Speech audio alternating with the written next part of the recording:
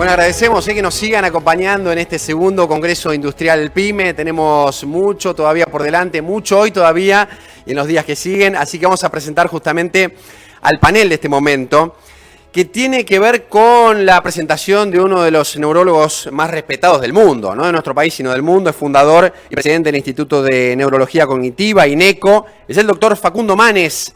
Dedicó gran parte de su trayectoria a descifrar los secretos del cerebro, los secretos de la mente. Muchos lo hemos leído y lo hemos escuchado, por supuesto, y a esto ha desarrollado buena parte de su carrera. Él es investigador del Consejo Nacional de Investigaciones Científicas y Técnicas del CONICET.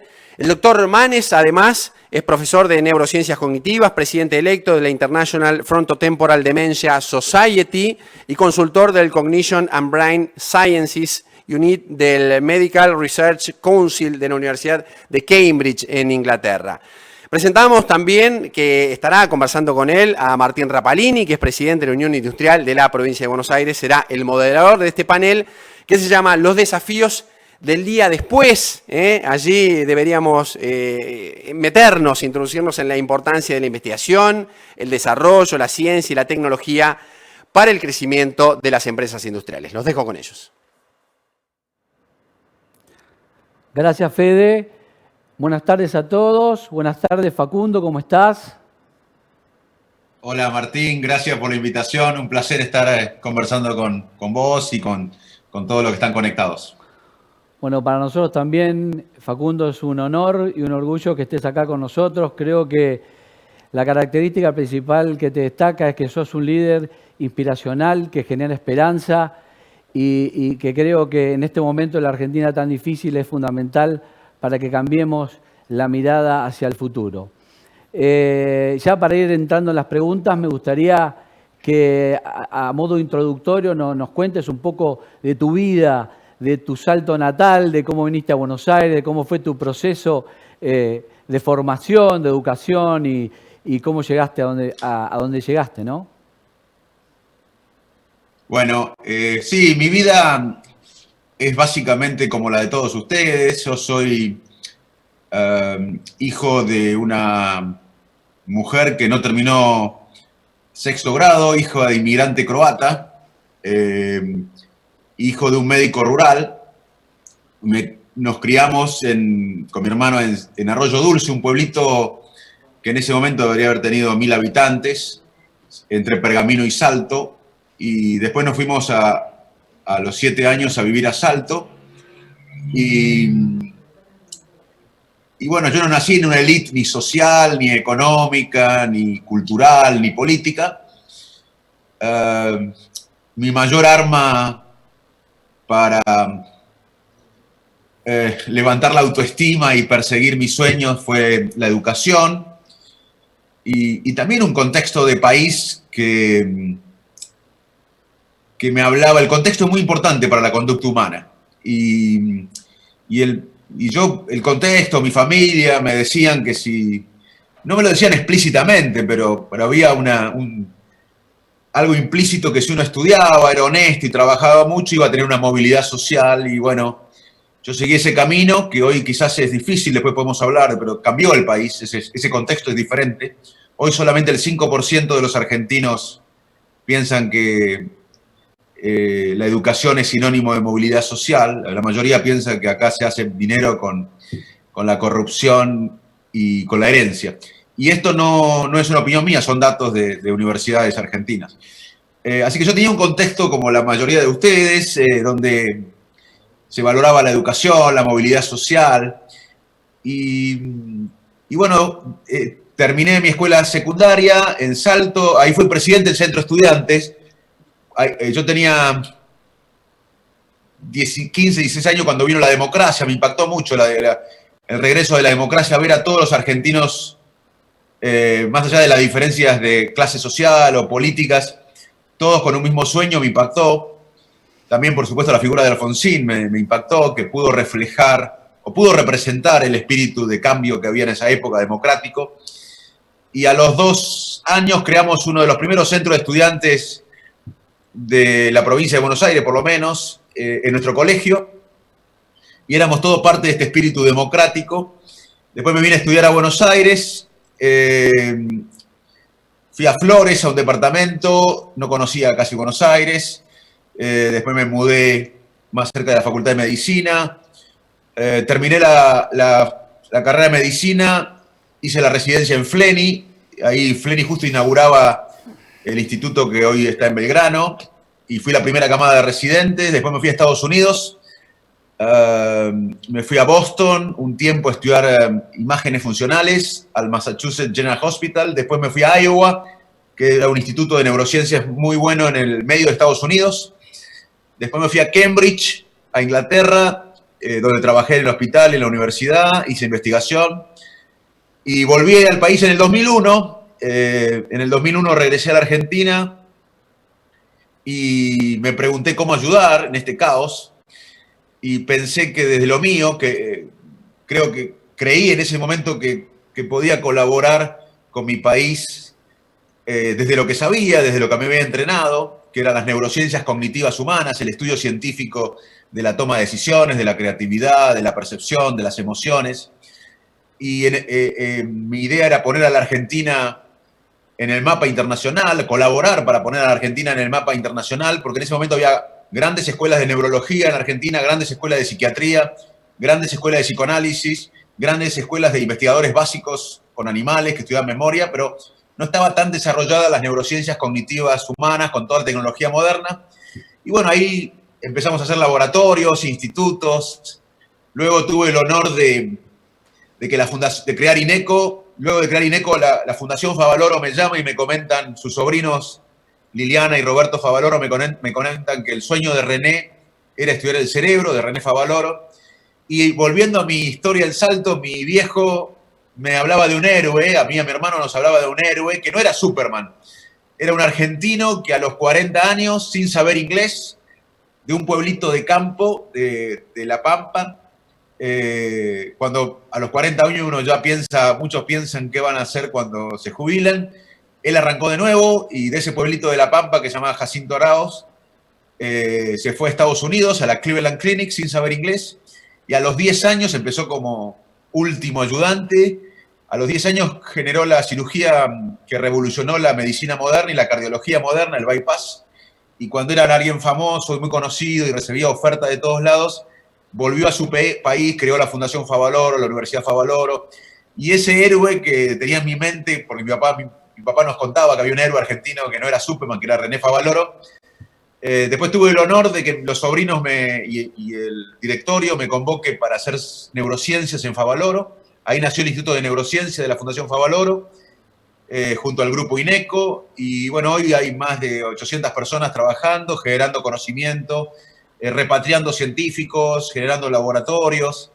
Y bueno, cuando volví a la Argentina, más allá de mi tarea de médico, de científico, de investigador, digamos, como era un área bastante nueva y yo tenía ganas que los argentinos sepan que hoy se comprende mucho cómo decidimos, cómo pensamos, cómo memorizamos, cómo percibimos el mundo y que todo eso puede influir en nuestro bienestar. Conocer la ciencia moderna del cerebro puede influir en nuestro bienestar. Empecé a dar clases o charlas y muchos me preguntaban dónde se podía leer esto. Y ahí me di cuenta que en el fondo preguntaban, ¿por qué no haces un libro? Y hicimos un libro con Mateo Niro, que es licenciado en letras, porque para mí esta área de la ciencia, que es las neurociencias cognitivas humanas, muchas veces la ciencia no se permite la ambigüedad que se permite el arte. Y entonces con Mateo hicimos un buen trabajo de equipo y hicimos un primer libro que tuvo una repercusión que nunca imaginamos. Y ahí empecé a recorrer la Argentina hace ya más de 10, 12 años, contando un poco sobre el cerebro, pero también sobre qué hacían los países que se desarrollaban. Y bueno, íbamos a clubes, a escuelas, a teatros, a estadios, y la gente estaba con mucho interés sobre el cerebro y también sobre el conocimiento. Y bueno, ahora me encuentra mi vida, más allá de las circunstancias que ustedes todos conocen, de la pandemia, comprometido con mi país, tratando de ayudar desde lo que sé, desde mi posición. Y bueno, ese es un poco el resumen de mi vida, una vida en el que para resumir, te diría que tuve el privilegio de educarme. Y educarme no es un punto importante porque reflexioné mucho de qué significa educación. Y no solo fue aprender un dato en mi vida la educación. La educación fue para mí lo que me ayudó a desarrollar una brújula confiable y las herramientas necesarias para navegar en un mundo complejo, incierto, volátil. Y la educación me dio una identidad, construí una identidad, mi identidad la construí con la educación. Actué más independientemente, tuve más oportunidades, pude tomar decisiones más libremente. Desarrollé propósitos en mi vida. El propósito es muy importante, un propósito que nos exceda como personas, que no tenga que ver con nuestros intereses. Desarrollé la curiosidad, bajé los prejuicios, creo que generé más empatía. Bueno, eso fue un poco la llave de mi vida, la educación, que no solo, como repito, es aprender un dato, sino esta construcción de la identidad que comenté recién. Facundo, hablabas de Favaloro y creo que, bueno, son los ideales de los comienzos de la democracia. Yo también soy contemporáneo tuyo y vivimos con la misma emoción y la misma vibración ese comienzo de la democracia. Creo que somos la generación del comienzo de la democracia. ¿Qué desafío crees que tenemos nosotros, nuestra generación, ya cincuentones, para futuro? ¿Qué crees que tenemos que hacer para, en este momento que estamos en los momentos o en el lugar de clase dirigente, y qué es lo que tenemos que hacer para que el país cambie para vos? Bueno, no tengo duda de lo que tenemos que hacer. Como en el 83, más allá de Alfonsín, los argentinos decidimos todos, peronistas, radicales, socialistas, gente conservadora, clase baja, alta, asalariados, todos queríamos democracia. Tuvimos el paradigma de la democracia que nos unió más allá de las diferencias superficiales que siempre existen en una sociedad. Hoy tenemos un desafío de crear un paradigma de desarrollo, que yo lo llamo conocimiento, que es mucho más que la ley del conocimiento, que es mucho más que la educación. Si querés lo podemos desarrollar, pero hoy claramente el desafío de nuestra generación es generar un paradigma que nos una a los argentinos, más allá de las diferencias. Ese paradigma es del desarrollo, es el del conocimiento, que es la economía de hoy. Muchos nos dicen, bueno, pero cuando habla de estas cosas, de invertir en ciencia, en educación, en salud, tenemos otros problemas, por ejemplo, la economía. Y lo que trato de decir, o tratamos de decir, que la educación, la ciencia y la tecnología, la innovación y la vinculación con el sector productivo es la economía de nuestra época. La competencia entre los países hoy son por los sistemas educativos, científicos, tecnológicos y su vinculación al sector productivo. Así que te diría que nosotros tenemos el desafío como generación de llamar a todas las generaciones, a todos los sectores sociales, con todas las ideologías, y ser parte de una causa que nos involucre a todos, que como fue la democracia del 83, hoy sea el desarrollo. Y también te diría que tenemos una deuda de inspiración con los jóvenes, con nuestros hijos. Ellos no creen en la política, no creen en las instituciones, como dije antes, no creen en la educación como sinónimo de movilidad social ascendente, y tenemos que cambiar eso. Y tenemos que decirles que en parte tienen razón, pero que se animen, que salgan y cambien el mundo. Como siempre pasó en la historia, cuando los jóvenes salieron y reescribieron lo que parecía inimaginable. Esto no tiene que paralizarnos, no tiene que frenarlos, tienen que ser un impulso y ser motivador para que sepan que no tienen que aceptar las cosas como son. Los jóvenes no tienen que aceptar las cosas como son y tienen que ayudarnos entre todos a concentrarnos en el futuro de la Argentina y discutir los problemas nuevos que tengan que ver con el progreso y el desarrollo. Los argentinos, de una vez por todas, debemos de dejar de concentrarnos solamente en el pasado y focalizarnos en el futuro. Necesitamos nuevas ideas, no vamos a poder resolver esta crisis crónica y de la cual no le podemos echar la culpa a la pandemia, no le podemos echar la culpa a la pandemia de la desnutrición, de la malnutrición en la Argentina, de la pobreza, de la desigualdad económica, de la desigualdad del acceso al trabajo, a la salud, de la desigualdad de género. la pandemia desnudó todos estos problemas y necesitamos nuevas ideas. No vamos a poder resolver el enorme desafío que tenemos con las mismas prácticas de siempre. Y este nuevo proyecto de desarrollo, este nuevo paradigma del conocimiento, lo equivalente a lo que fue la democracia del 83, pero con el desarrollo, también es una clave para cambiar nuestra mentalidad colectiva y una reforma cultural que deje de premiar la viveza criolla, la trampa, la tolerancia y la corrupción que nos han llevado a esta decadencia que ya es inaceptable. Y además la revolución del conocimiento lo necesita a ustedes, a los industriales. Como siempre hablamos con muchos industriales, tiene que traer aparejada una revolución exportadora. Obviamente que son imprescindibles las políticas de estabilización macroeconómica. Es urgente consolidar una estrategia macroeconómica promocionando el empleo, la generación de divisas, la producción y las exportaciones, pero tenemos que saberlo. La única manera que la Argentina tiene de lograr reducir genuinamente la pobreza, lograr desarrollo, equidad, salarios crecientemente más altos, aumentando las exportaciones de alto valor, sustituyendo importaciones, es invirtiendo en la verdadera riqueza de un país, que son los cerebros de los ciudadanos, con nutrición, salud, educación, para que puedan hacer investigación, innovar, estudiar y generar un conocimiento que pueda vincularse al sector productivo.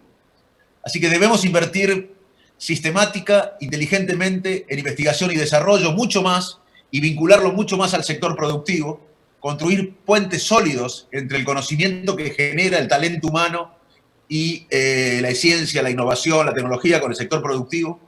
Y son los jóvenes los que tienen que hacer esto, los que tienen que liderar la reconstrucción del país y nosotros ayudarlos también a ello y codo a codo con ellos. Y lo podemos hacer. Argentina tiene mucha potencialidad para hacerlo. Argentina tiene grandes sectores diferenciales para que la economía crezca. Así que te diría, respondiéndote la pregunta, Martín, que hoy el paradigma del 83 de la democracia es el desarrollo, el conocimiento, y es algo que nos debe unir a todos y ocupar a todos. Excelente, Facundo. Vos que recorres tanto el mundo y ves las distintas realidades de los distintos países, ¿cuáles son para vos las fortalezas y las debilidades que tenemos en Argentina para iniciar ese proceso que acabas de describir? Bueno, tenemos, la verdad que es una muy buena pregunta porque tenemos muchas fortalezas y tenemos que cambiar algunas cosas. Creo que lo que más nos debilita hoy es esta falta de proyecto colectivo. En la Argentina hay un dolor común, lo que falta es un sueño común. Y en la Argentina tuvimos sueños comunes. Yo creo que la ley 1420, la ley de educación, que en realidad fue una ley de nación, porque en Argentina, alrededor de 1870, había casi 80% de analfabetos. En este país, en 1870, había casi 78% de analfabetos, 80% de analfabetos. Y unos patriotas que pensaron en las próximas generaciones, no en las próximas elecciones, hicieron la ley 1420, que entre otras cosas era una educación laica, todo con el guardapolvo blanco, una escuela en cada ciudad, y fue un proyecto de nación que tardó décadas, pero en 1947, gracias a ese proyecto de nación, que fue la ley 1420, en Argentina había 13% de analfabeto, o sea, pasamos de 80% casi de analfabeto a 13% de analfabeto en 1947. En ese momento teníamos menos analfabeto que Italia y España. La democracia fue otro proyecto de país, y creo que ahí nos falta un sueño colectivo que nos una más allá de las diferencias lógicas, ideológicas que tengamos. Creo que esa es un gran problema, un gran déficit que tenemos. Y para mí ese proyecto de país es una sociedad basada en el conocimiento, que hay mucha evidencia que apostar al conocimiento para un país ha sido lo que más ha impactado en el bienestar de las sociedades. Hay muchos países en el mundo que hicieron esto: Israel, Corea del Sur, Canadá, Noruega, Australia, cada uno con sus particularidades, porque había intereses geopolíticos, había diferentes realidades, pero claramente el denominador común fue más investigadores, más inversión en ciencia y tecnología y más vinculación del conocimiento que se genera con el sector productivo. Y bueno, creo que eso es uno de los déficits que tenemos. El otro déficit que tenemos, creo, o sea, el primer déficit es no tener un proyecto de desarrollo, un proyecto que nos una a todos. Un proyecto de país, te diría. El segundo problema que yo veo, te lo relaciono con mi profesión, que es la medicina, con la neurología. Hay muchas enfermedades en las cuales los pacientes no reconocen el problema. Entonces no se pueden dejar ayudar porque no reconocen el problema. Y en Argentina yo creo que eso se llama anosognosia, es la incapacidad de reconocer el problema. Y yo creo que en Argentina tenemos anosognosia porque vos decías, Martín, que teníamos la misma edad o un año más o menos, pero somos de la misma generación. Y vos y yo y muchos de nosotros crecimos con dos esquemas mentales o con dos, entre comillas, verdades que no son verdad. Una es que somos un país rico en recursos naturales. Bueno, si uno viaja por el país, obviamente que ve recursos naturales, pero si uno hace un análisis per cápita, estamos en el ranking a nivel 47 de recursos naturales per cápita. Y aunque fuéramos el número 1, hoy los recursos naturales no son el motor de la economía del país. La Unión Industrial Argentina publicó un reporte de ustedes hace un tiempo donde mostraban el ejemplo de dos países del sudeste asiático que exportaban o exportan el 70% del caucho, pero no tiene ningún impacto en la economía del neumático. Así que hoy no somos ricos en recursos naturales per cápita y tampoco recursos naturales la economía del momento, es lo que más impacta en la economía. Así que, primer mentalidad que tenemos que cambiar. Y segunda mentalidad es que estamos en vías de desarrollo.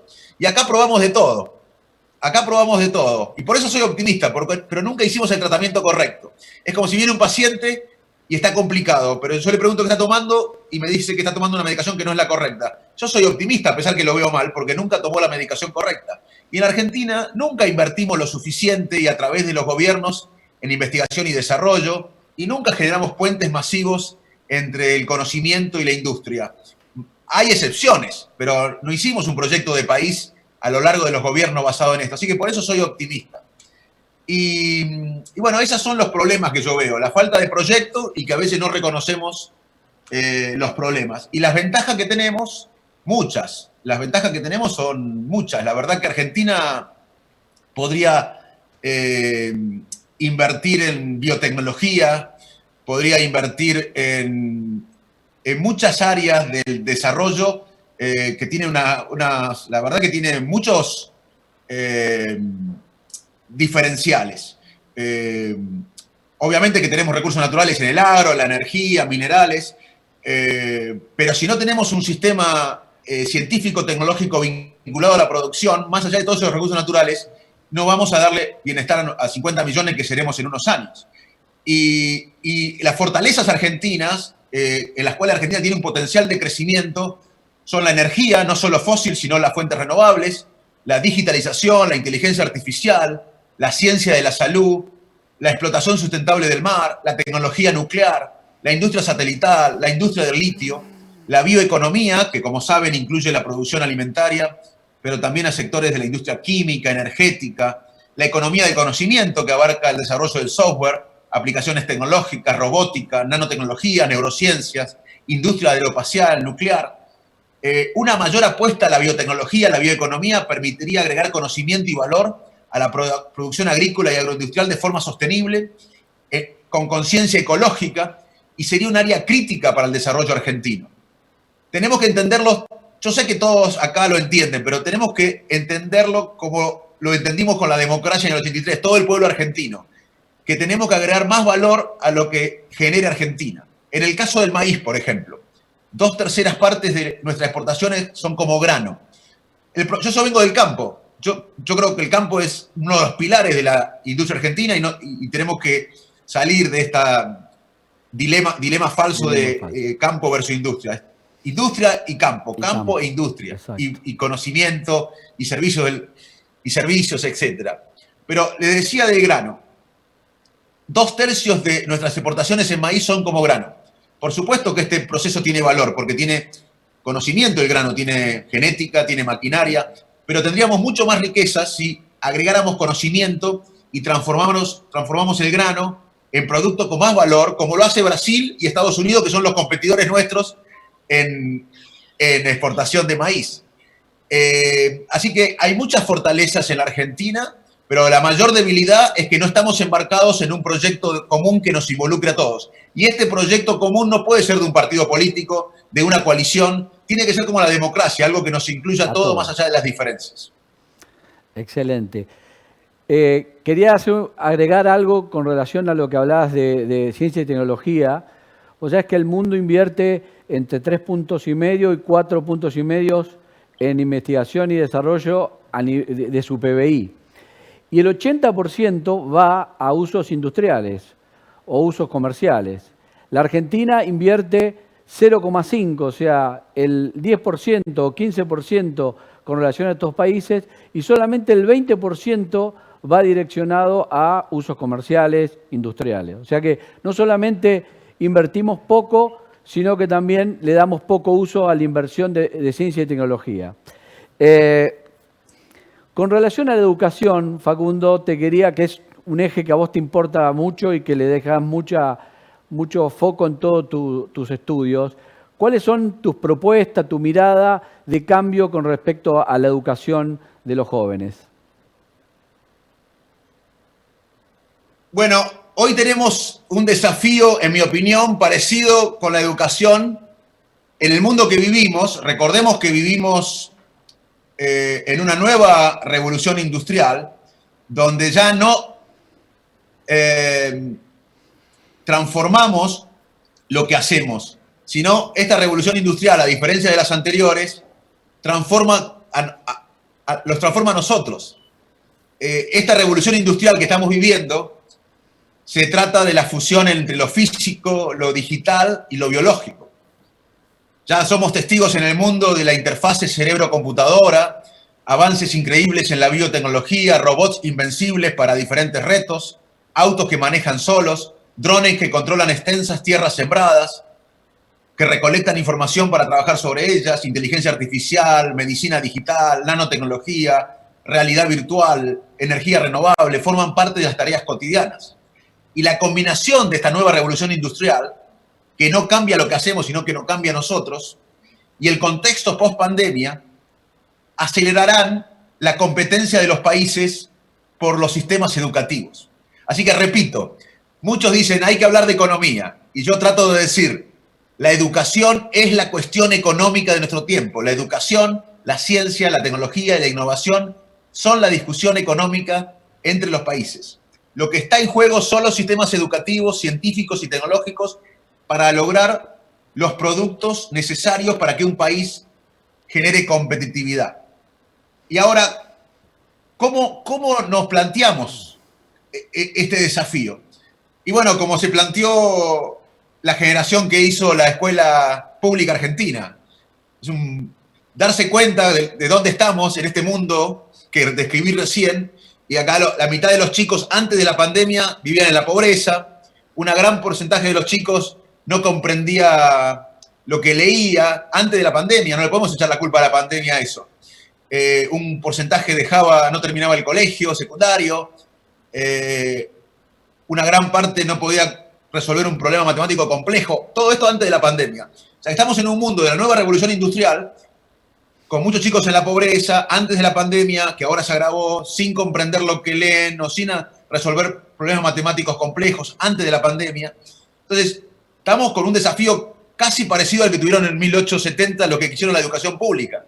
Entender que el mundo es el conocimiento y tenemos que ayornarnos con una política de Estado. Y acá todo el mundo habla de educación. Pero ¿por qué no nos interesa la educación? Porque exportamos materias primas. Cuando vos tenés una economía que exporta materias primas o sus derivados, básicamente no necesitas un pueblo con salud, nutrido y educado. Si exportás valor agregado, si exportás conocimiento, necesariamente vas a tener que invertir en nutrición, en educación y en salud, ya que no lo hicimos por el humanismo por el cual deberíamos hacerlo, de nutrir a todos los chicos, de darle educación y salud. Por lo menos se debería hacer, ya que no lo hicimos vergonzosamente por falta de humanismo, lo tenemos que hacer porque si queremos una economía que crezca, vamos a tener que hacer valor agregado. Y para eso pasó en Corea del Sur. Corea del Sur, hace unas décadas, eran, digamos, barrios vulnerables por todos lados, la mayoría analfabetos, y como tuvieron un proyecto de país basado en el conocimiento, tuvieron que invertir en nutrición, en salud, en educación, en ciencia y tecnología. Entonces, este paradigma del conocimiento nos va a obligar justamente a invertir más en educación. Y tenemos una posibilidad enorme porque vamos a una educación híbrida. Vamos a sacar lo mejor del sistema a distancia, de la educación a distancia, de la tecnología, y vamos a sacar lo mejor del ser humano. Y bueno, es un momento que el mundo se está replanteando la educación, no solo nosotros, y podemos alcanzar, pero para eso tenemos que entender que el proyecto de país que merecemos y que necesitamos involucra tener gente bien nutrida, con salud y educada. Facundo, vos tocaste el tema pandemia, ¿no? Y nosotros desde la industria estamos hablando de que esperamos para el año que viene una recuperación. Desde el punto de vista emocional, ¿cómo entendés que tiene que ser también la recuperación o la convivencia cuando hay sectores que todavía están muy golpeados, aumentó la pobreza y, bueno, hay un poco de, diría, tensión social importante, ¿no? ¿Cómo entendés vos que hay que ir transitando esta salida, esta recuperación desde el punto de vista emocional? Bueno, nosotros estudiamos el tema. Nosotros estamos estudiando desde la Fundación INECO, estamos estudiando el impacto emocional de la cuarentena y la pandemia, no se puede separar. Y los datos son alarmantes. Al principio se dispararon datos de ansiedad, síntomas de ansiedad, hubo muchos síntomas de ansiedad. Con el tiempo, los síntomas de ansiedad se mantienen, pero empezaron a aparecer más y prevalecer los síntomas de angustia, de depresión. Y además, todos, ni hablar las personas que viven en situación de vulnerabilidad, que perdieron su trabajo, o están por perder el trabajo, o tienen miedo a perder el trabajo, o se están empobreciendo, o se empobrecieron, o no pueden comer, ni hablar las personas vulnerables.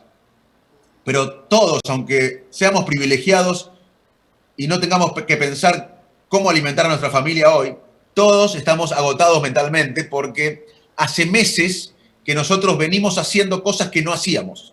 Y eso utiliza recursos mentales y nos agota. Y no hacemos las cosas que antes hacíamos. Y eso también utiliza nuestros recursos mentales y nos agota. Así que te diría que estamos cansados, agotados, y estos síntomas son importantes hablarlos, porque ahora son transitorios, pero si no hablamos, si no hacemos una psicoeducación masiva, si no desde el Estado educamos cómo regular las emociones, cómo nos sentimos, estos síntomas se pueden cronificar. Y la Argentina, por más que arreglemos con el fondo o que arreglemos la deuda, si estamos todos agotados no nos podemos recuperar económicamente, porque recordemos que la mayor riqueza de un país no está en los recursos naturales, está en los recursos cognitivos, emocionales y sociales de la gente. Entonces, tener un país agotado, estresado crónicamente, va a impedir el desarrollo que necesitamos, el crecimiento incluso. Y los 4 grupos afectados, o 5 grupos afectados, te diría, son los que viven en la vulnerabilidad.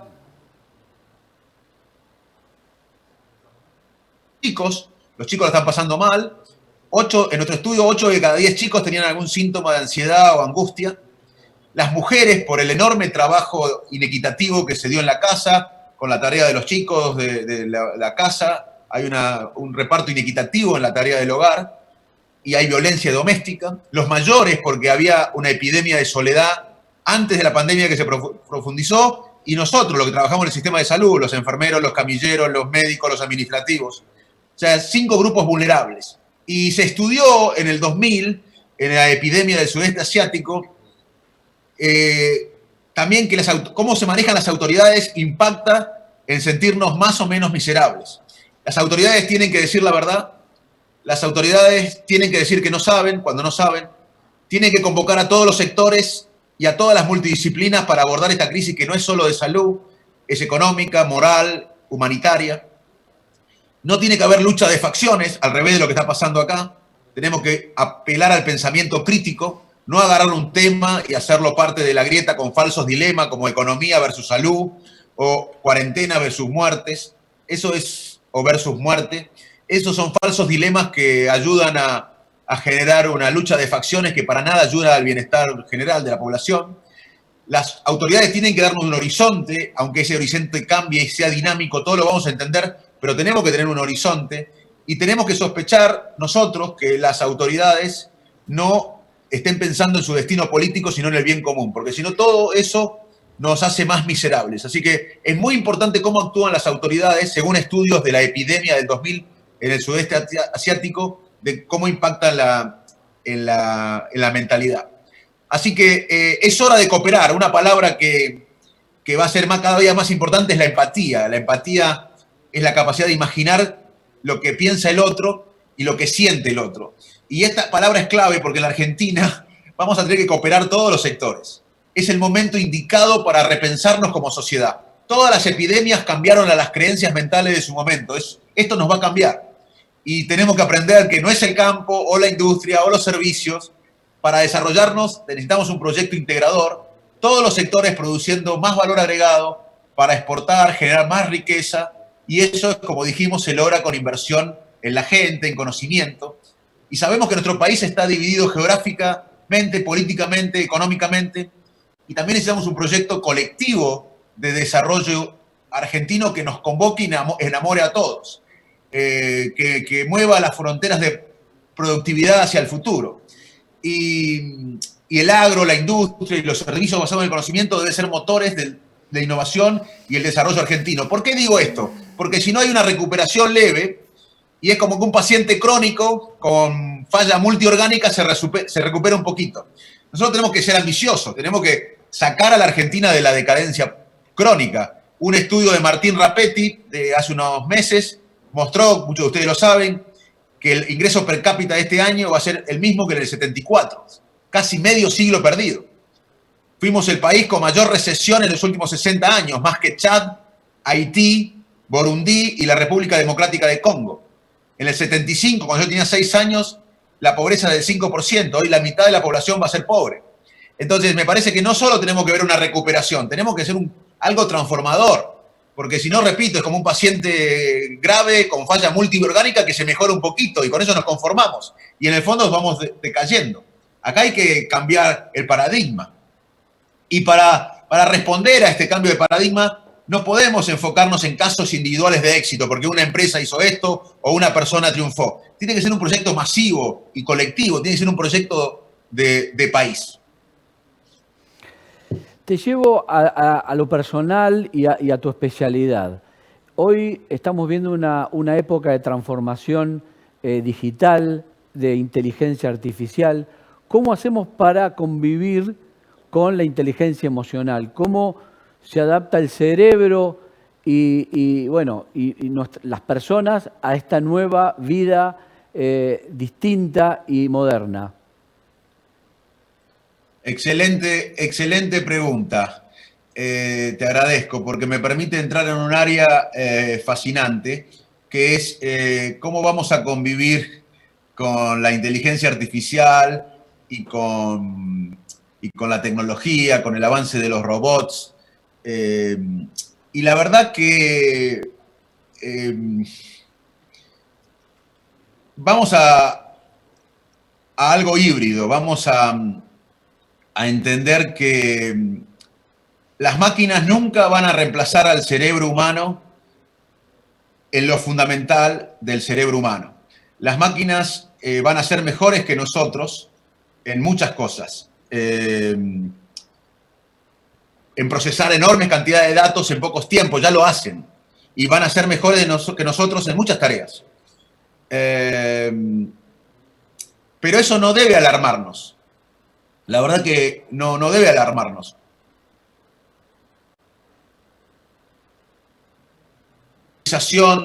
Por lo digital. Porque sería una falacia y un riesgo si pensáramos en reemplazar al ser humano con inteligencias artificiales o tecnología moderna o computadoras. Esto es muy importante para que sepan ustedes que además nos vamos a tener que reinventar todos, porque la adolescencia fue un constructo artificial que surgió en una época después de la guerra, y hoy hay una segunda adolescencia entre los 60 y 90 años. La gente va a vivir 90 años en muchos países medianamente desarrollados y desarrollados, y va a tener que reinventarse. Hoy todos tenemos que reinventarnos, todos tenemos que volver a la escuela. Y esto es muy importante que lo sepan para los jóvenes, pero también para ustedes, o para nosotros. Nuestras capacidades, las capacidades humanas, son y seguirán siendo irreemplazables por las tecnologías. Eso no quita entender que las tecnologías son una enorme ventaja de oportunidades para aprender y compartir nuestro aprendizaje. Hoy resulta más evidente que nunca la necesidad en la Argentina y en todo el mundo, pero en la Argentina, de mejorar la alfabetización digital de toda la población. Porque eso es la diferencia entre educarse o no, en acceder a la salud o no, en operar en bancas online o no, en realizar trámites en forma remota o no. Nuestro cerebro se está adaptando permanentemente. Ahora su cerebro, les guste o no, esta charla está generando miles de conexiones nuevas, y en mi cerebro también. Aprender protege a nuestro cerebro. En esta revolución industrial de la que comenté, vamos a redescubrir y a valorar la formación de las personas y las comunidades en las habilidades del siglo XXI, o en las habilidades que son humanas y que las máquinas nunca van a reemplazar. Por ejemplo, el conocimiento enciclopédico y las memorias prodigiosas van a dejar lugar a nuevas habilidades, ya que hoy la información está disponible y cada vez va a estar más disponible. Por el contrario, los trabajos del futuro para los que tenemos que prepararnos, hoy sin más demora que nunca, van a valorar nuestra resiliencia. La resiliencia es la capacidad que tenemos para afrontar un problema, atravesarlos al problema y salir más fortalecidos. Eso nunca lo va a hacer una máquina. La capacidad para adaptarnos a contextos cambiantes. Eso nunca lo va a hacer una máquina. Las habilidades que nos hacen humanos, como resolver problemas complejos, encontrar respuestas novedosas a situaciones difíciles en un contexto que cambia. La creatividad humana, como creamos nosotros los humanos, nunca lo va a hacer una máquina. Es otra charla explicar cómo creamos los seres humanos. Pero créanme que la neurociencia ha demostrado qué contextos y cómo el cerebro humano crea, y eso no lo va a hacer una máquina de la misma manera que nosotros. Va a crear otras cosas. La sensibilidad estética nunca lo va a hacer una máquina. La sensibilidad estética del ser humano. Si bien la tecnología puede aportar mucho al mundo del arte, la emoción contenida en una obra literaria o musical no puede provenir más que de nuestra experiencia humana. Otra habilidad imprescindible es la capacidad de pensar críticamente, de observar, de reflexionar. Eso nunca lo va a hacer una máquina como nosotros. Además, tomar decisiones que tengan en cuenta el corto plazo y el efecto en el largo plazo. La negociación, la flexibilidad cognitiva, es decir, la capacidad de adaptar la conducta a escenarios cambiantes. La intuición humana, el contacto entre las personas será instituible. Vamos a volver a la oficina, vamos a volver a la escuela, vamos a volver al médico. Eso no quiere decir que no avancemos en telemedicina, eso no quiere decir que no avancemos en educación a distancia. Por ejemplo, en la educación. Antes íbamos al colegio a escuchar la clase y luego hacíamos los deberes solos en nuestra casa. Hoy vamos a poder escuchar la clase, ejemplo, de fotosíntesis, en cualquier lado, en cualquier dispositivo, o de economía o de neurociencias, e ir al aula con todos los compañeros y el docente a hacer los deberes juntos. Eso va a ser una educación divertida. Antes hacíamos los deberes solos en nuestra casa, ahora lo vamos a hacer en el aula. Y antes aprendíamos en el aula, ahora vamos a aprender cualquier clase de las muchas buenas que hay en nuestro dispositivo. Pero no vamos a reemplazar al colegio, porque el talento humano, la inteligencia colectiva, es irreemplazable por las máquinas. Lo mismo en la oficina, la creatividad que surge después de la reunión del directorio o la reunión de la oficina en los pasillos, nunca va a ser reemplazada por el Zoom. La empatía nuestra del ser humano nunca va a ser reemplazada por una computadora, por la inteligencia artificial. La capacidad de manejar equipos, de interactuar con otras personas, de comprender cómo los demás sienten. Por más información estadística que una máquina o que una computadora de inteligencia artificial pueda procesar, es improbable que detecte líderes, que lidie con personalidades complejas y ayude a crear vínculos en un equipo. Por más exposición a pantalla que hemos experimentado y que estemos experimentando, la compañía, el abrazo, el cuidado amoroso serán algo muy necesario en los años que vienen. Así que las computadoras, por ejemplo, nunca van a poder sustituir el valor del vínculo y la interacción entre quienes aprenden y entre quienes enseñan. porque existe un componente social y emocional muy fuerte a cómo procesamos la información, a cómo memorizamos, a cómo aprendemos. Así que necesitamos prepararnos todos, no solo los jóvenes, sino nosotros también, los que vamos, ojalá, que vivamos 90 o 100 años, en las habilidades cognitivas del siglo XXI. Porque las máquinas van a crear nuevos trabajos y las máquinas nunca van a reemplazar el trabajo en las habilidades en las que nosotros, los seres humanos, somos irreemplazables. Buenísimo. Facundo, ¿cualquiera puede tener un cerebro creativo? ¿Y qué recomendaciones nos daría justamente para que los jóvenes se focalicen en la capacidad de adaptarse a este cambio, ¿no? ¿Cuál sería lo que más tenemos que desarrollar para que nuestro cerebro se adapte a esta nueva vida? Bueno, la primera, te respondo la primera pregunta, que es la creatividad. La primera parte, ¿no? Todos tenemos el potencial creativo. Esto es muy importante porque en la Grecia antigua se pensaba que la creatividad provenía de las musas. En el Renacimiento se pensaba que la creatividad estaba confinada a una élite. Hoy sabemos que todos podemos tener el potencial creativo, todos tenemos el potencial creativo. Pero también te digo que en términos de creatividad, la inspiración es para amateurs. O sea, yo no voy a ir por la calle y voy a resolver un problema físico, porque no soy físico, no tengo ciertos procesos previos que aumentan las chances de creatividad. El primer proceso es preparación, y esto requiere años, preparación en varios temas, en un tema, pero años de expertise en un tema. La preparación es necesaria, pero no suficiente para que aparezca el momento eureka, el momento ajá. Luego necesitamos otro proceso que se llama incubación, que es un proceso que requiere días o semanas u horas, que son pensamientos obsesivos sobre un dilema.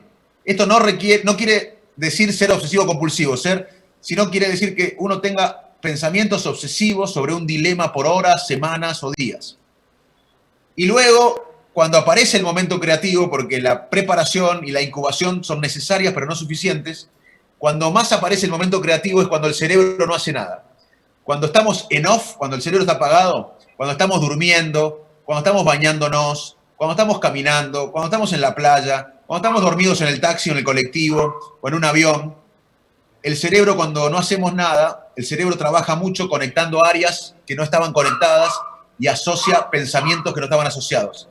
Y ahí se genera la creatividad, el momento de eureka. También para crear hay que estar un poco loco, no mucho, pero hay que estar un poco loco.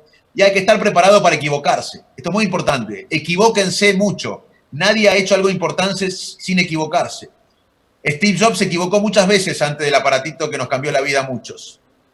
Galileo se equivocó acerca de la velocidad de la luz. Hay que equivocarse.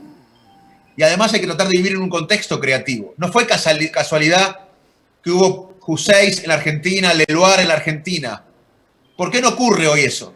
¿Por qué no tenemos premios Nobel en ciencia en Argentina? Argentina fue el país, o es el país con más premios Nobel en ciencia en el mundo hispano. Pero ¿por qué ocurrió en un contexto y no ahora? Porque el contexto es importante, el contexto de donde uno trabaja, de donde uno estudia, de donde uno vive. Y sobre el cambio, lo que tenemos que saber es que muchas veces cambiando el contexto, cambiamos. Los seres humanos, por ejemplo, lo vimos con la educación a distancia o por Zoom. El Zoom existía antes de la pandemia, pero ¿por qué todos en las empresas, en los hospitales, en todos los lugares, en unas semanas nos adaptamos? Porque una conducta clave para nosotros es sobrevivir.